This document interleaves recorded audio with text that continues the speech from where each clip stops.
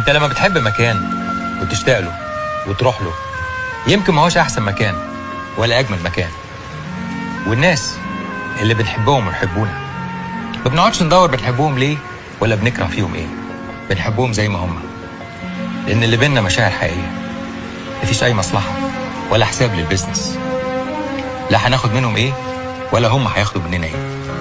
ولو بصيت للوشوش اللي حواليك دي هتفهم اللي انا عايز اقوله.